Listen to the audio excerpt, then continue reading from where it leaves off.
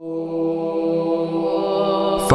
years before this story begins, there lived an ordinary man named Isilion.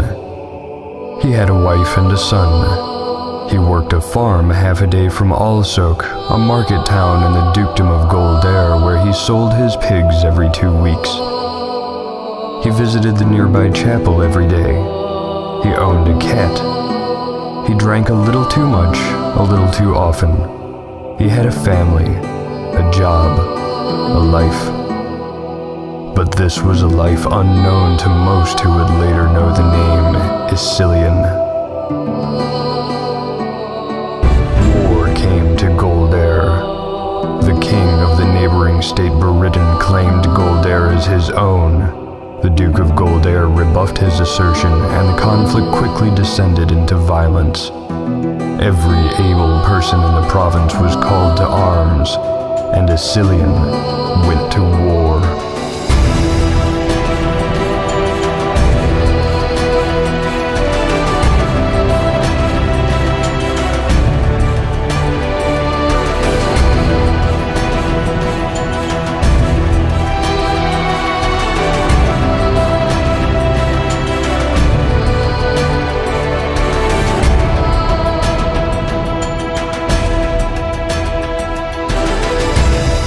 Battles and skirmishes sprung up all along the border between the two territories, and there were heavy losses on both sides.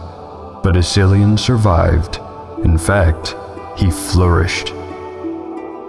The moment the head of his wood-chopping axe met the head of an enemy soldier, he felt a change within him. With his second kill, which followed seconds later, he knew he was a born warrior. As the war progressed, he slaughtered dozens of foes, and soon that count reached hundreds. His comrades were in awe of his prowess.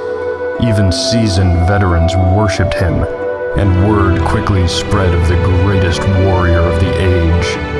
The stories were even told, with fearful nighttime whispers, in the enemy camps. It was said that he had killed more people than any man in history. And the bloody war went on, and thousands died, and soon even their distant bloodthirsty leaders in their comfortable castles knew the war must be brought to an end. A meeting was called, and it was agreed, finally, that a siege of Goldaire's strongest fortress, Cragstand Bastion, would resolve the dispute.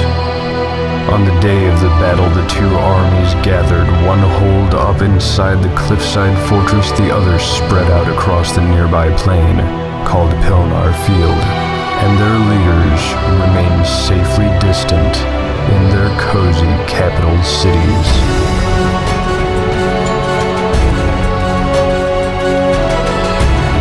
Isilion found himself out on the front line, a figurehead meant to intimidate and terrify the enemy. But he knew he faced overwhelming odds. Even if half the Buridden army fled in fear at the sight of him, they would still outnumber the Goldaire troop by 12 to 1.